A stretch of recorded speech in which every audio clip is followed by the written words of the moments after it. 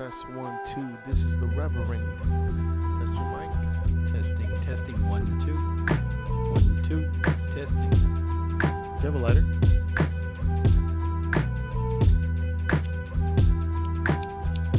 No, I don't need to smoke it. I need to open this. Oh.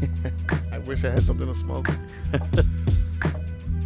And this, children, is the sound.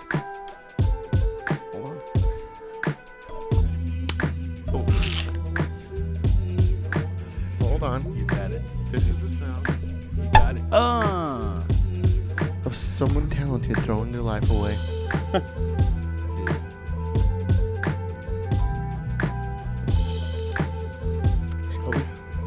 Shout. You press record. Okay. It's ready. 1, 2, 3. Oh, I thought we were doing. Sorry. Let's do it 3 times. One more time. 1, 2, 3. Well, ladies and gentlemen, welcome to another Rev Filo Show. Hey, what's up? Filo, hello. Hello. We're back. We just did the October 3rd show. Yeah. Even though this might be actually, who knows when the fuck this is gonna come out.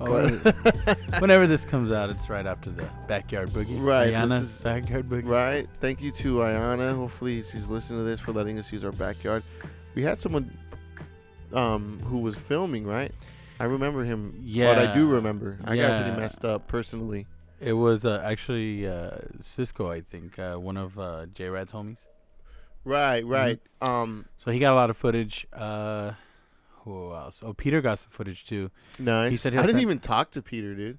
I saw him, and like, I remember seeing him and being like, oh look, there's Peter, because like, I kind of got there and like I was like making the rounds, I suppose, because like when I got there, like it was already popping like a little bit. Did we start already? Yeah, the Billies were playing already. Oh, okay. Honestly, I'll be honest. I probably could have got there at 10, but I kind of wanted to show up. Like, you know, I had this, I had like this fantasy where the party was popping, which it was, and A lot of fun. the party was popping, and you know the Billies were playing, who they did great, and everyone's having a good time. You're there, but everyone's like, "Where's the Rev?" Oh, well, you know the Rev. You know he's doing his thing. He's gonna come. Yeah. And I would walk in, and everyone would cheer. Hey! The Rev! And I'd walk in, and I would act very humble, you know, sort of like, oh no, you know, sort of like, yes, no, you know. Give your princess wave. And like that kind of happened. So like the play, because I was doing the play ended, the Roadhouse play that I've been performing in for like, it's been like, wow, we've been rehearsing for months, but I've already, next weekend's the last weekend, 6-week run. The play ended 9:15-ish, you know, but I don't know. I just was kind of hoping that would happen, but it kind of did, but no one really cheered. I kind of just showed up, and like people like individually as they saw me were like, "Hey, the Rev, what's up, hey?" And then I just immediately started like downing whiskey, which is probably a bad idea. But yeah, you were pretty fucked up. You know what it is? I don't know if this is like noticeable. Or if I give this off, but like I don't know. There are times when I can have a lot of social anxiety, and I felt that night. I don't know. I felt like just nervous, and I don't know what I was nervous about. I wasn't doing anything. I suppose I was supposed to MC, huh? No one gave a fuck, by the way, that I was MCing. I mean, I felt more because like I got on stage a couple times, stage that we built. Yeah. And said some things about so-and-so. But, like, you know, no one cared. The only time it really worked, me as an MC, is when I was actually standing in the back with Garibaldi, who was DJing the event. Yeah. Who did a really great job, actually. Oh, amazing. And he had his own mic back in his little, area. Yeah. And I was talking into his mic. And the only time I got any reaction from the audience as an MC is when Jrat came on. And I don't know, maybe Jrat, because when Jrat went on, there was a lot of people watching. Oh yeah, almost, dude. When Jrat went on, Yeah. I looked around the backyard, like, And almost, yeah, and everybody was like, there was nobody was playing beer pong. right. Everybody was honing in, and Yeah. I was happy to see that because Jrat's like a talented guy. He's not someone who really gets to perform a lot. He makes a lot of good music. He makes the music that we use for the show, but he's been making music long before that, and he's a talented guy, but he's got other things going on that he doesn't always get to perform. He doesn't always get to go out and really get the credit that he deserves as a performer as well as a rapper, and he makes his own beats. He's a triple threat in that way. And so when I was standing back there and I was like, ladies and gentlemen, and I was behind with Garibaldi on the mic, and I was like, Jrat, and everyone cheered. Like, yeah. It felt very like climactic. I was like, this is, and remember I told you, I said there's going to be a moment where we're planning this party and we're putting it together, and you really did a lot of the work, as far as like putting everything together, right, and like organizing everything. But there's going to be a moment where if the party is successful and it's not bunk, where everyone is there's just going to be like this climactic moment of everyone's partying, everyone's having a good time, and it's a fucking party. And that's kind of what happened when Jrat got on stage. Now I don't want to like diss Cali's Most Wanted, because actually they did a fucking fantastic job. Oh, they were great too. They actually headlined the show. It was just Cleve the God, and Ty Creasy, and they did a really good job. But I think Jrat brought a lot of his own people, which is why he had a lot of attention. Well, not only that, but a lot of people know Jrat. Yes, a lot of people know Ty though too. But Jrat's more and Cleve. Cleve hasn't been around as long as Ty, because Ty's been around. Ty's been around fucking. I remember when I met Ty, he was like only 17 years old. What I think happened was just Jrat's more woven into like the MC for sure, and he brought he's just I don't know, because I met some of his homies and I met his wife, who was super nice, but I'm assuming he brought a lot of people, or maybe I don't know, like I just feel like when he got on, everyone was like honed in on Jrat, which I was happy for. Plus we had the lights, and like our lights plus Garibaldi's lights. It was kind of a legit show, honestly. It's funny bad. Too. I'm glad he kind of, in the middle of his act, he kind of admitted that he couldn't see with the lights. But I thought it was funny when he said that. Like, he was like, and these lights got me fucking blind. And I remember when we were setting it up, and Garibaldi was like, well, this is the only way we could do it because we don't have a trust. I remember standing in front of the stage and I'm like, fuck, I can't see shit. I hope the... Oh, really? I got on stage a couple times. Yeah. Well, did you get on there when the lights were bright as fuck? Like when they were all white? Yeah, like when they were all white. No. To be honest with you, when I perform, whether I'm rapping or if I'm playing the guitar, whatever I'm playing, I don't even want to see the audience, like, because that's what kind of what I thought too. Because when I saw that it was so bright, I told Garibaldi if you can just get it like at least like a medium low. So we did our best to keep it kind of dim, but I thought to myself like, well, I guess if I was performing, I'd rather not. I get very nervous performing. I don't know why, I just do. So that's why it's hard for me to like sing in front of people, and like it would be a lot of work for me to like front a band as a vocalist, because you have to be really engaged with the audience, right? And I don't know, like I maybe I just lack that self-confidence to where I'm like, yeah, I'm the shit, I'm leading this whole exchange of energy, and I like to get more into my performance. Right. I like to get more into what I'm doing. I close my eyes a lot. If I'm playing the guitar, I close my eyes and I really just try to connect with the music and allow that energy to connect with the audience. as opposed to like well, when you're a rapper, you kind of have to do it because your rapper is like a singer. You're having a mic. Didn't you tell me a story where you were like at the House of Blues Mm-hmm. and you looked outside the curtain Uh-huh. and then you played your gig and you guys fucking killed it. Uh-huh. But then at the end, everybody was like celebrating, and everybody was telling you, like, giving you high fives, and you walked straight to the back. Yeah, I know exactly what you're talking about.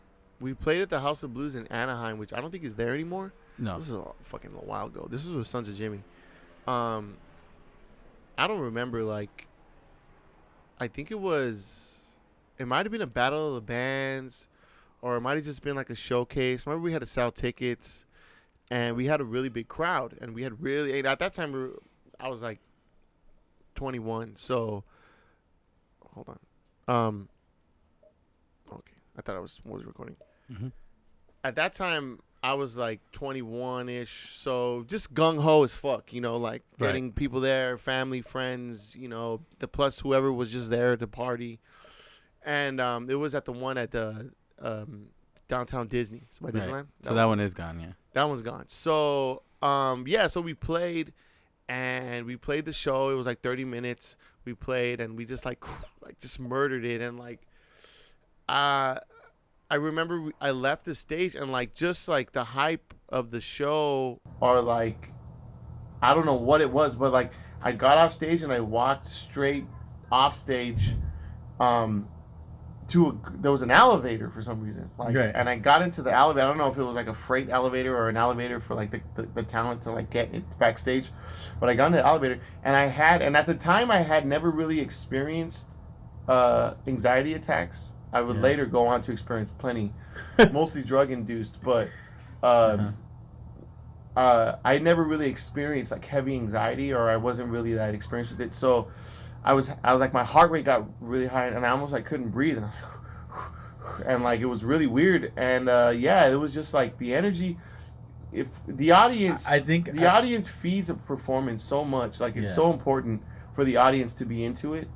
But then at the same time, it's your job as a performer to make them want to be into it and to like grab their attention and get them hyped out and make them feel like they're almost part of the show. So it's like, it's an exchange of energy, and it's intense, It's intense. Well, I mean, the way Jrat was able to like, Jrat's a seasoned guy though. He's a seasoned performer, seasoned rapper.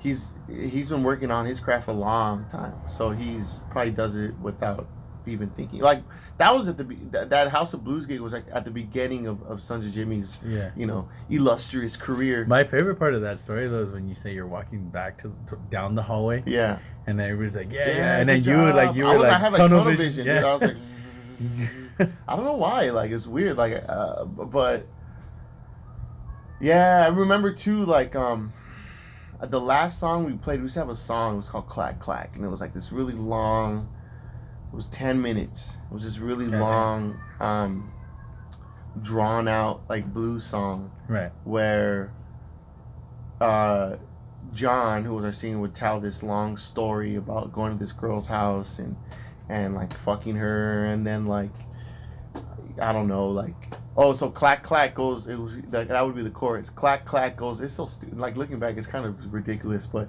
the chorus was, clack clack goes. I could play it. Honestly, it's not a hard song to play. I don't play it. I don't know. I feel like you should play it now. Nah, maybe. Wow, the song would go, clack clack goes my pistol, which was a metaphor for like coming, for like. Like shooting my load. Like busting a nut. Man, we thought we were so cool, dude. Stupid John. And what's funny is John was like, we were all like 21. I mean, how many people are like on the stage performing? And, people used to fucking love that song, dude. Yeah, that's what I'm saying. I mean, it was really right. Sorry, what?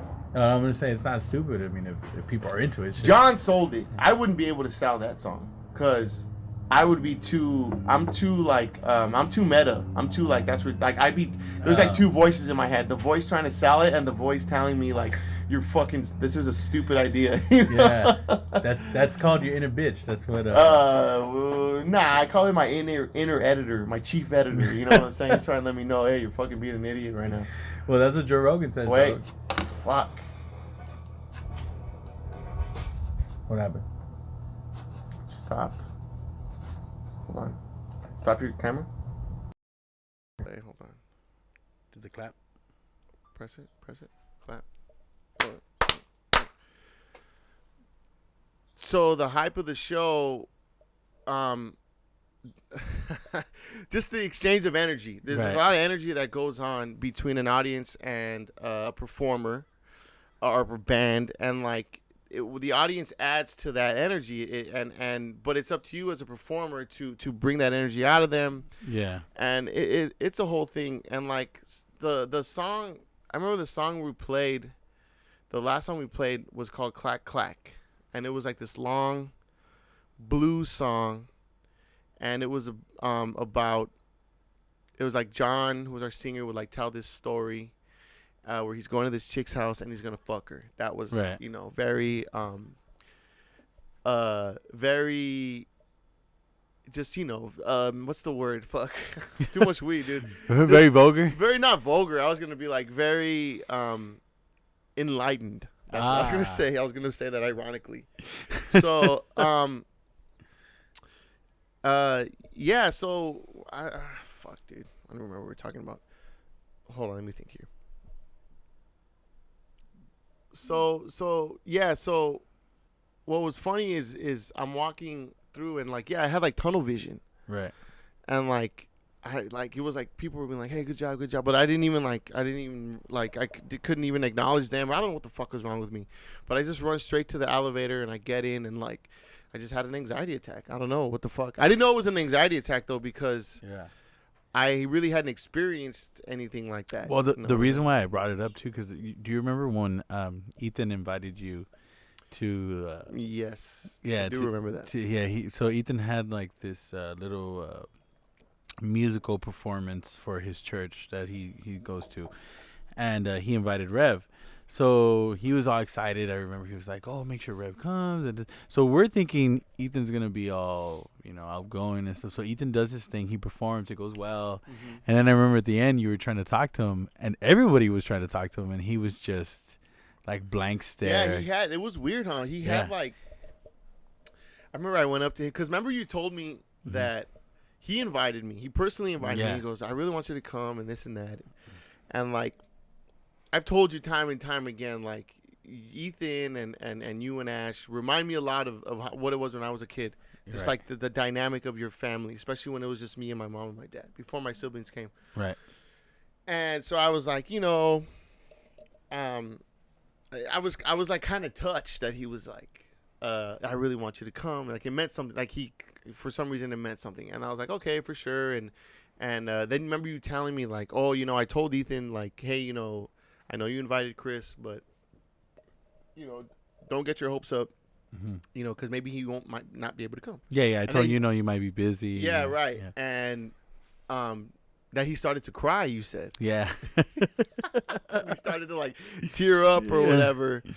So you told me that, and I was like, man, I'm like, you know what? This kid's got a lot of passion, Yeah. So I was like, all right, so I went. I remember we went, and I remember I kind of was nervous. I remember too. There's someone who I don't know if they still go or they used to go to the church, right? Who I used to go around with. Someone who's been a long time who I haven't seen, and I remember not knowing if they were gonna be there and thinking like, "Fuck, man, like." I'm going to have to go there now and, like, be awkward and, like, sit. I don't even go to church to begin with. Well, I remember, and it wasn't just because of that, but also, too, because, I really don't go to that church either. So I remember just trying to make it there and time it right. Yeah. So we could just show up and go in through the back, sit in the back, be there enough for Ethan to see us. Granted, it's not that big of a church. He's going to see us from the back. And then and then we're gone, and then we see Ethan, and then because we still had work, I think. Yeah, I don't even remember. Yeah. But anyways, I remember like they did the performance. I remember he had like a costume on, and then they did the performance, and then it was over, and then we went to go like say, hey, good, and even like Ashley was like, look, Chris came, and he just was like. He was like almost in a trance. Yeah, it was weird. I don't. And I had never seen Ethan like that. I mean. Yeah, and then I think that's when I told you, like, sometimes performing can be very draining. You know what I'm saying? Like, Right. so it takes a lot out of you. I think that's why a lot of like, it's weird because like a performance, especially if you're like touring, if you're in a band or a rapper or whatever, and you're touring and you're doing it night after night, like it's exhausting because you're performing. Like I said, performances can take a lot out of you. It's like giving it your all, right? But then at the same time, you tend to have a lot of downtime because unless you're doing like promotion and you're hitting radio stations or you're doing interviews here and there, a lot of times during the day you're just sitting around. And I think like this combination of like this large amount of downtime as well as this huge 2 hours, let's just say, of like intense energy where you're like giving everything you got, and then afterwards that like sort of draining sort of thing, and you think I got to do this again. I think a combination of both. I think that's why a lot of musicians tend to fall into alcoholism, fall into booze, because like not only are they coping with this it's almost like a blanket for them. It's like they're trying to cope with all this like attention Yeah. and all this energy they're giving out, and they're really, you're being very vulnerable to like thousands, depending Interesting, because on who. Not, I mean, I've never played in front of thousands of people, but I'm just saying, I'm just speaking generally. Is like sort of a coping mechanism, as well as, like I said, you have a lot of downtime, and it's like, well, what am I gonna do? Read? You know what I'm saying? Like, watch movies all day. Who the fuck reads? But I don't know. But so I forget how we even got here. Yeah, it was a long thing. But thank you guys, everyone, for showing up. Thanks for everybody who came. Hillbillies, I always love their stuff. The Billies I love. Foxworthy, oh man, that EP he was playing, that was really Worthy. dope. Honestly, the party was a success, I guess. Right? Yeah. Everyone was telling me that. Yeah. I mean, and then I was messed up, dude. By the end of the day, by the end of the show, I was like, Hey, how so funny did fucked you up. see? Oh, I don't know if you got to see it, but how funny was it after we sang Happy Birthday for Ayana, we brought her on stage. Yes, I don't even remember that. Oh, you don't remember that? I do remember it. Okay. But like, I didn't remember it until, I think I saw it on like Ashley's story. Yeah. Oh, did she catch it? Because yeah. oh man, I thought it was so funny. I wish somebody caught this. I hope some. If anybody does caught if anyone this, has it on post tape. it or email us the video. But there's okay. So we sing Happy Birthday to Ayana, and then everyone starts to like rush the stage, like all her homegirls and shit. But they bring a cake.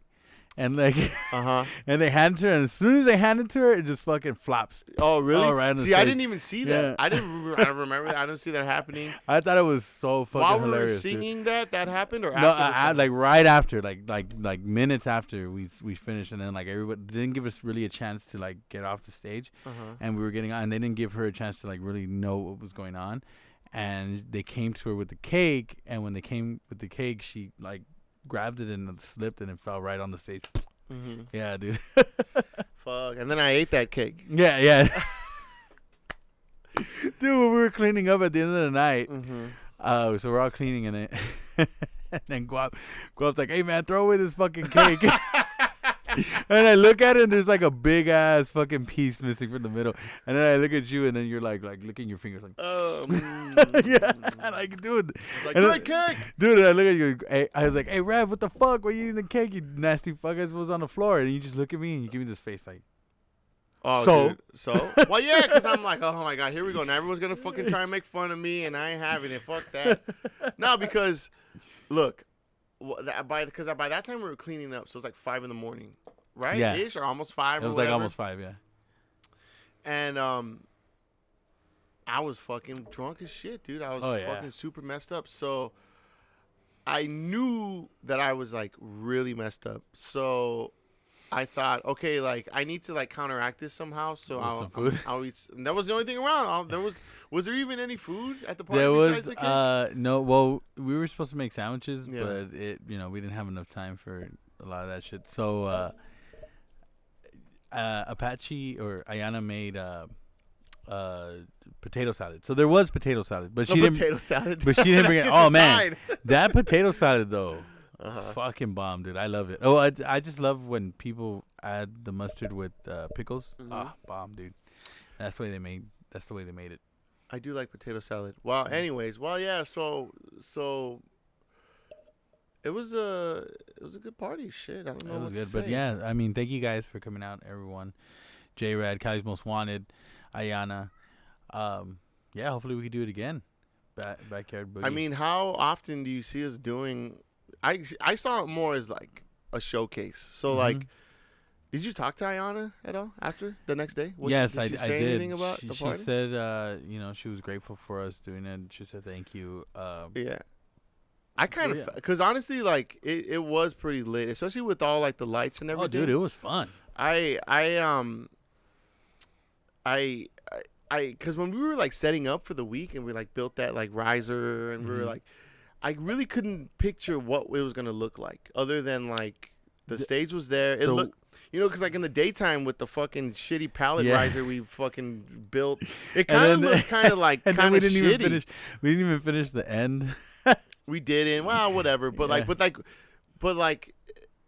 yeah, like I was kind of like this. What saved the riser? I'll tell you what saved the riser. Was the paint. The paint. Yeah, for sure. Jrat with the stencils, and by the way, guys, the stencils was all the stencils were done by hand. Jrat did all of that by hand. Did anyone? I mean, do they even know what you're talking about? Who saw the stencils? If anybody saw the stencils, you can look on the Instagram. I think we have a picture of it.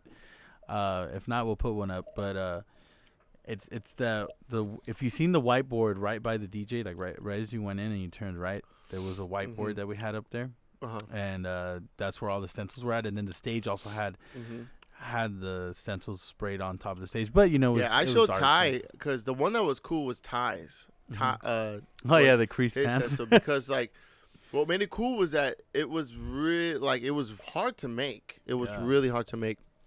So when I showed Ty, he was all pumped up about it. Can we go back real quick? Because it's bothering me.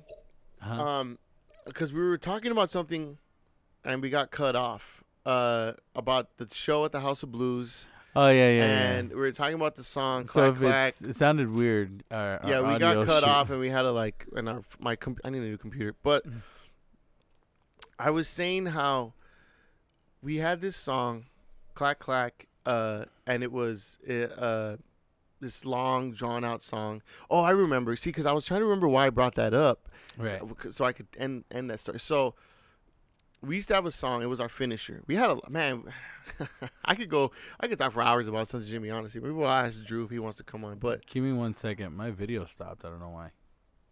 I don't know how long. How long? Fuck, man. Okay. Let's just we can go for you. I think it might have been like a good 5 minutes, 10 minutes maybe. But that it stopped? Yeah, maybe. Why did it stop? I don't know. It just stopped. Let's just stop. Restart it again. Okay, go. Right. Clap. 1, 2, 3. And so going back to that story where I went like and had this like anxiety attack right after the show because like the energy of the show was just so intense. We had a song, Clack Clack. It was this long, drawn out blues song, and it was about going to a girl's house, right? And I guess fucking her and coming. Clack clack goes my pistol. That was the chorus. Clack clack nut. Right. Blow my load. And I remember like it was I was said earlier that John, who was the lyricist and singer, he sold it. I wouldn't be able to sell it. When you're a performer, you have to sell that shit. You know what I'm saying? And the reason why I was saying I wouldn't be able to sell it because sometimes I just take myself too fucking seriously. Right. And like I would sit there and if I were to try and sell this ridiculous song about fucking, even though most songs are about fucking, I wouldn't be able to sell it because there's this voice in my head that's like, don't be an idiot. You know what I'm saying? Maybe it's my mother. I don't know because, she used to say that a lot. But you just had this voice, So the reason why I got to that song, something that added, I don't know if maybe like it was an interconnection, but the end of the performance, the clack clack song, it's like I said, it's really slow. Um, how does it go? Fuck, I kind of want to play it now. I'm looking at that damn guitar. Nah, I wouldn't do it justice. Okay. I'm just gonna tell you right now. I think my phone is out of memory. To be honest, it stopped it. So the end of the song, it picks up. It like Right. picks up tempo. It gets really fast, and my camera angle is like completely different now. Yeah. So, listen. You know, we don't have any money to fucking produce our show, okay? So We don't sorry have people there's to help us. Yeah, sorry there's a fucking garage behind me. That guitar doesn't even work. So No sound comes out of it. yeah, so at the end it gets really fast. Going back to the Anaheim story, that House of Blues, right? And I remember, you know, there's light. Remember we had the lights at the show, so there's lights. Uh-huh. And you know, there's lights. I don't know if we caught this, but you had mentioned that Jrat had said that the lights were blinding, right? Mm-hmm. So it's funny because when talking about the white lights, because that same show, where I walk into the elevator and I fucking all disoriented from because it was just so awesome, right? that I couldn't handle it. I was just so on fucking point. I couldn't handle it. That so at that last, like, I remember, I'll never forget it. So okay, fuck it. I'm gonna have to play it now because now I'm feeling myself. All right, so let me see if I remember. This one works. So Jesus Christ. All right.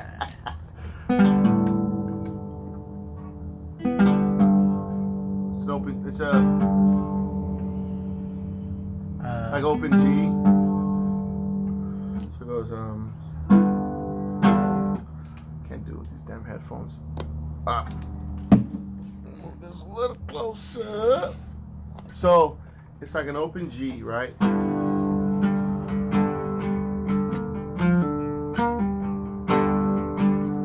then after it's just like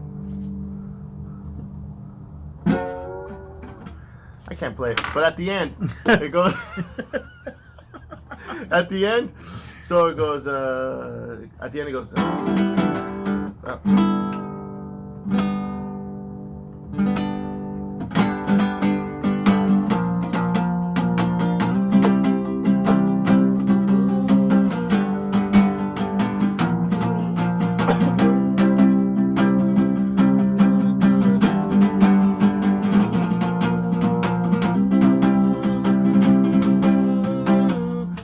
Comes in with like a double bass.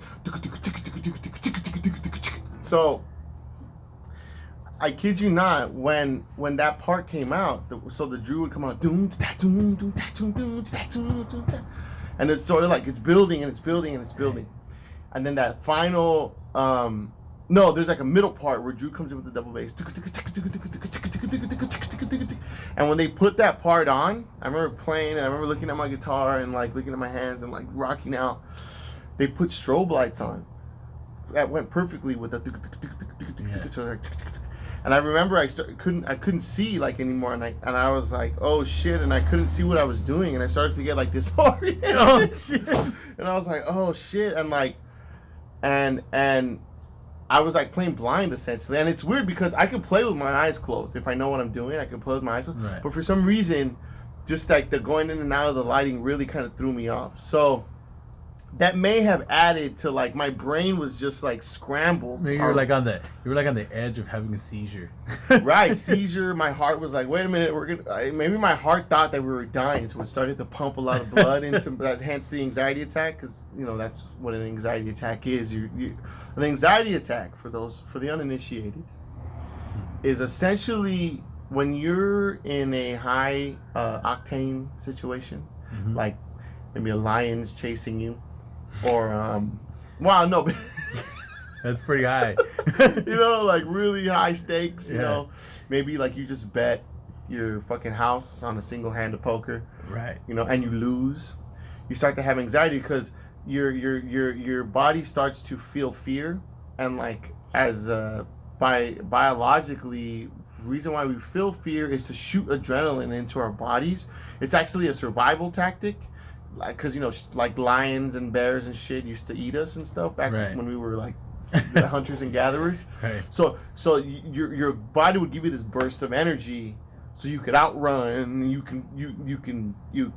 don't feel pain. You know what I'm saying? Like lions and tigers. And bears. Oh my. So an anxiety attack is when your brain starts to shoot those chemicals into your body, like those survival chemicals, but you're sitting there, you're not doing anything. Yeah, so now it's just so now you're just like oh, it's horrible, dude. I can't think of a worse feeling. Like because you know what it feels like. You feel like you're going crazy because you don't understand what's happening, and like you just start to feel like what is everything. You know what I'm saying? Oh shit! Like what? Why? When? Where? Who? It's not fun. So I think the strobe lights, going back to the Anaheim story, to the Positive Blues, the strobe lights, with the combination of the energy of the people or energy of the audience, may have put me in that like. It was just a perfect cocktail. I forgot to push play, dude. I mean, I forgot to push record. I can't do this anymore, man. Woo!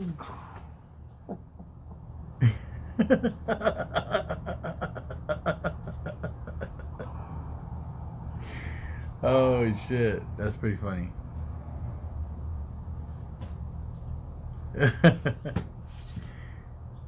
You know what's funny is that got everything.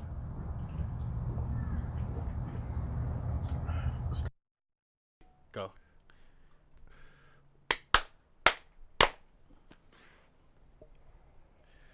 Are we back? So we got the audio back now. Yeah. God damn. We're the worst podcast of all time. Yeah. We have no producers. Whatever.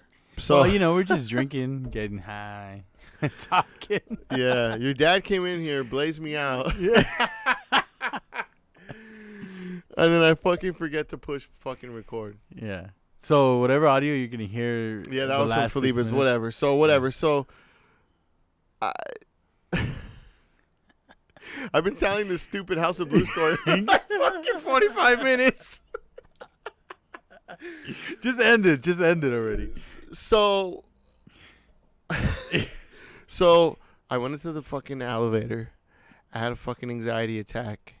And then we did like 10 years of writing music and playing gigs. And then it all went nowhere. And my life's worthless. So yeah. Well, now we're doing a podcast. Great. I'm a trained musician, I got real skills. All right. Oh, my God. But anyway, damn. Can we move on? Yeah, let's move on. So, just the party was great. I could have been somebody.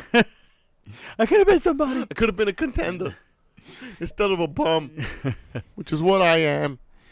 But Marlon Brando. Now we hope we can do something more. Maybe bars and stuff like that. I know we want to collaborate more. With we're gonna do more shows. Yeah. Well, going back to what I was saying earlier. What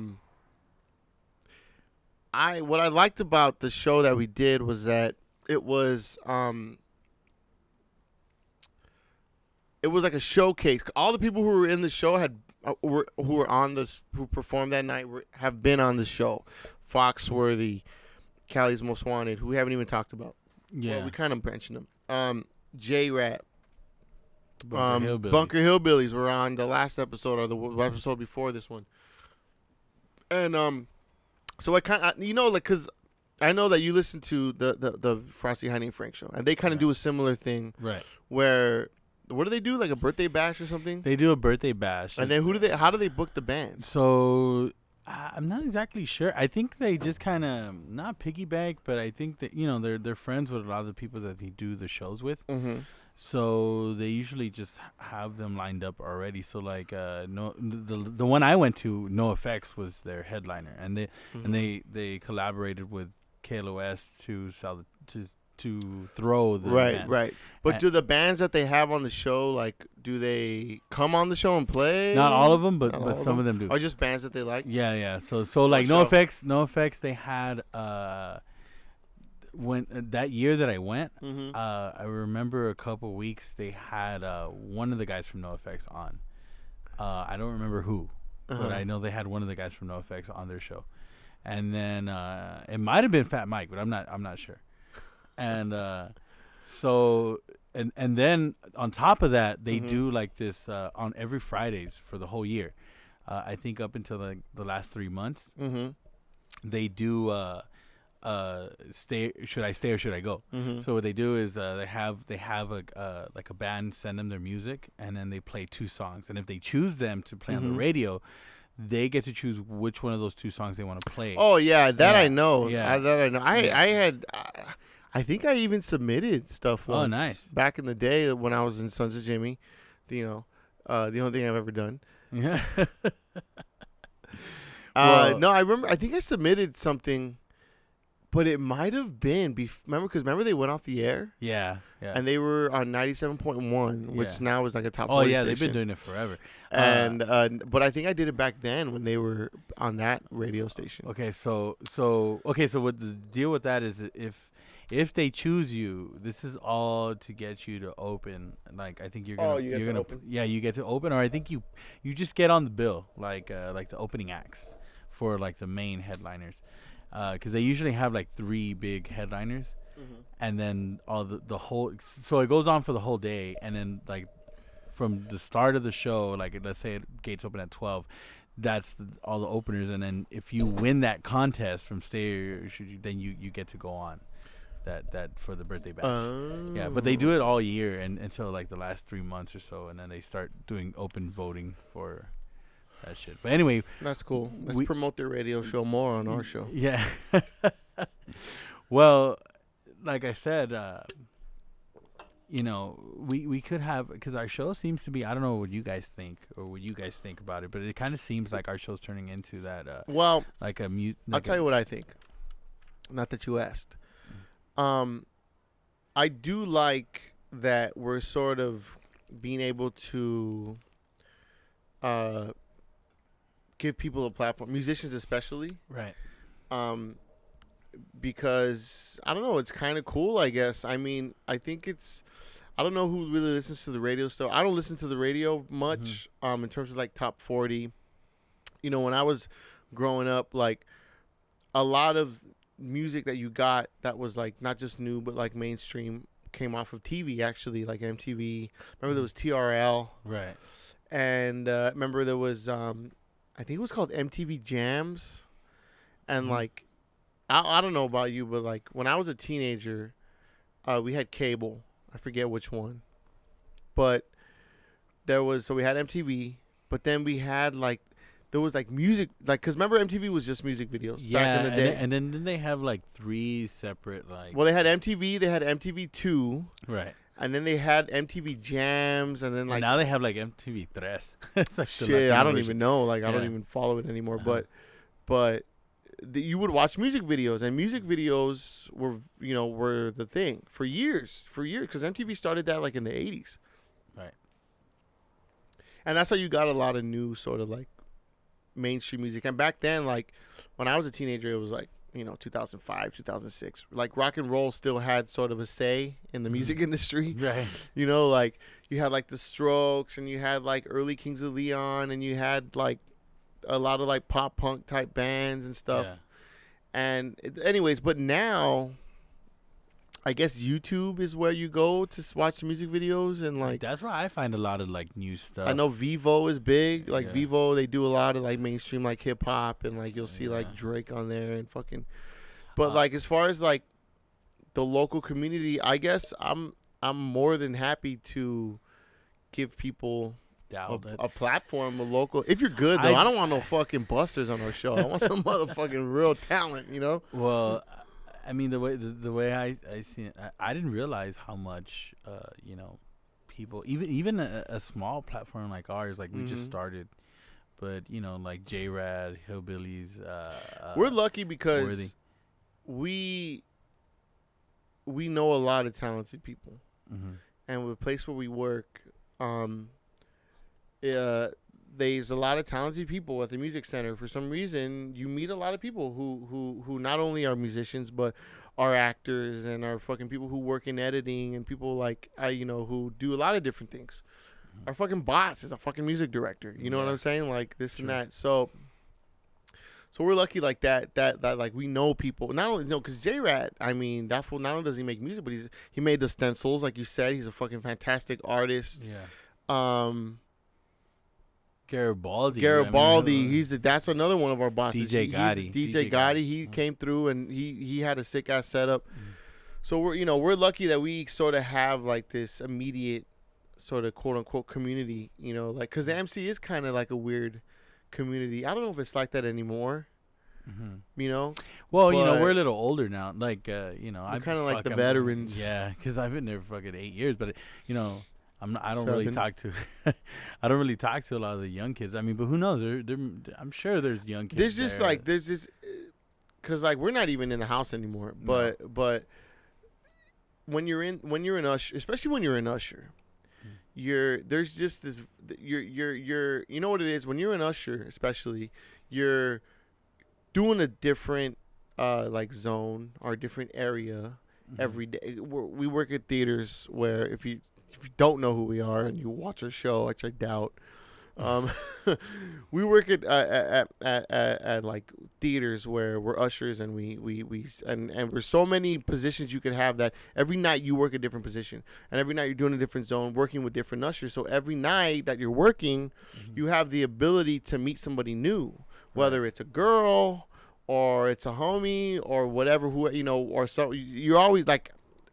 meeting somebody new and you never know. So like there's that, and then plus there's constantly people leaving, people coming in. So there's just constantly people coming through and like a lot of these kids the odds of you college and the odds of you meeting someone who's an artist or whatever is actually kind of high considering the turnaround of people that they have. You know what I'm saying? Like to this day, like it's weird because like when I got hired at the MC, I met a lot of new people. I kind of knew some people because Orlando worked there. Orlando had worked there for a while. He's the one who got me hired. He kind of plugged me in, to the social pipeline. And I made a lot of friends, a lot of new friends.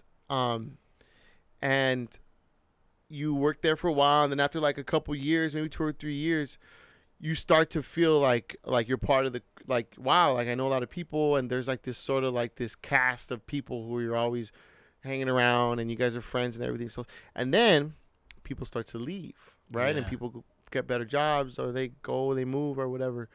And then new people start to come in and then you're still there because you're a loser and you can't get a better job that you start to meet.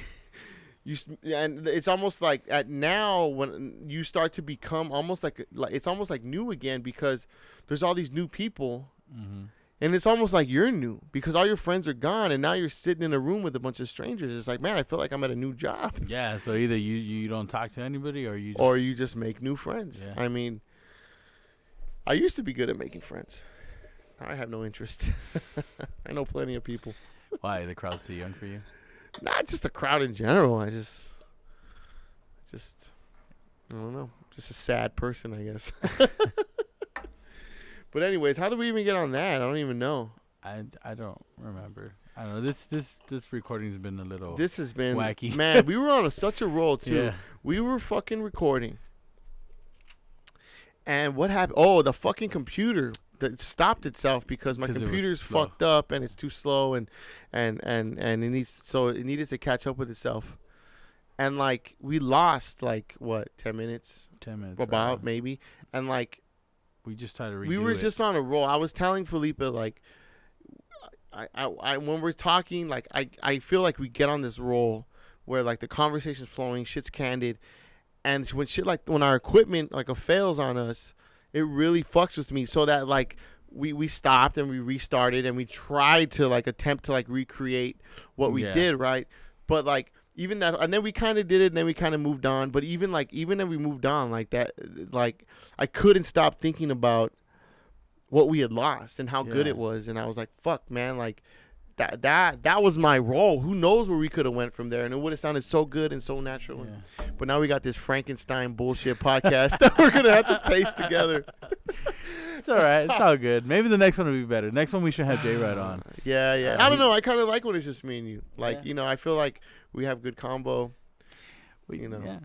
But the next one, the only reason why I want to bring Jrat in is because I had. We wanted to talk about time. Yeah, time. What is time? Just to give you guys a little insight, where are we at right now? We're about ready to wrap it up. Okay. So, just to give you guys a little taste of what's coming next, Okay. I guess the question I was thinking of next week on the Rev Filo Show. Sorry, you were supposed to laugh at that. Now it just sounds like I'm yelling into the mic. No, it sounds good. It sounds like a transition, like an audio transition. Yeah. Anyway, the question I was gonna ask was, you know, what is time? Like, it sounds like a stupid question. Mm-hmm. What is time? What do you think time is? I don't know, dude. So time. Like, if you had to, I'll tell you let's say time, you had to define. I'll tell you what time is. Okay. Time is that little feeling inside where you're like, oh shit, what the fuck am I doing with my life? Mm-hmm. That's time. That's time. Yes.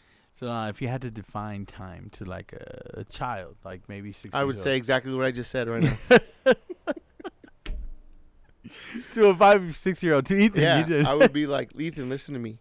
You're gonna die really soon. I mean, I know it doesn't feel like you when you think about like 30 or 40, you're like, oh, 30, 40, wow, that's nothing. Bullshit. That shit's coming like a fucking runaway freight train. You better get on it. Okay, It's gonna hit you. What are you 5? You're gonna be 6. It's over. You're too late. You know, you sound like Billy Madison when he grabs that. Oh, right. What does he say? I don't forget what he says. I won't even do it justice. Stay as long as you can. Treasure it. Yeah. Well, it's true, man. Fuck. Time is. You said something the other day because we were talking about this. Right. We were like, oh, we talk about this on the podcast. Mm-hmm. Oh, look at my sick ass Led Zeppelin tattoo. So it looks like someone drew it on with a marker. Yeah, a little bit. You said something that really blew my mind. Cause what is time? Like, we have time. Like, there's like our watches, how like, we keep track of like how the do we day. know what Like, time there's like daily time, and so like in that sense, the time is just the sun position of the sun in the sky. But that's the time of our planet, and like daily time, I guess. But like time in terms of like getting older, but like time's also a dimension. You said something. I said. You said if we didn't die, if humans were immortal, or if we could choose, if we could live as long as we want, and then decide, okay, I don't want to. I've lived long enough. And I know what's coming next. I'm gonna go to whatever the next life, or it's gonna be black, you know, or I'm just gonna fucking descend into darkness and not exist anymore. Whatever it may be, the fact that we get to choose, or if we were immortal, then would time exist? Would we keep track of time the way we do? Right. If we never had to worry about we're gonna die one day. And so that's the question that we want to talk about maybe next time, or if we have some time right now, maybe just dip into it a little bit. But time, as far as what I guess the question is, what do you think time is? Because it sounds like a stupid question. That's what I think. It sounds like a stupid question, but I mean, can you define time? I saw a video on YouTube where they were saying, like, you know, 5 things or 10 things that, like, that science can't really explain. But okay, so your camera's done? Yeah. Okay, let's just fucking end this fucking podcast, because honestly, I'm about to throw all this shit in the trash and set it on fire. Well, everyone, I guess it's just me now. Thank you for listening to our podcast. Yeah, you guys listen. I want to thank Cali's Most Wanted, Jrat, the Bunker Hillbillies, and Foxworthy, who are not only talented musicians and talented artists who write and perform their own music for the Billies, but they're our friends. They're guys we know. They're guys who come here and perform for us, and really do it for free. Yeah. And I guess the end goal is what? To like share audience. You know, they can have some of ours, we can have some of theirs. You know, sort of this sharing, idea. Anyways, so I just want to thank them for fucking always being down for the show. You guys are obviously friends of the show. for as long as you want to be. And they can always come back. And you're always whenever they welcome to want. come back. Hey, maybe we'll do an end of the year thing where we have everyone on. We have like 20 people on the podcast. If you guys want to hear that, we'll do it. Yeah, we'd have to buy more microphones. Anyways, well, with that said, see you next time on the Rev Filo Show. Thank you, guys.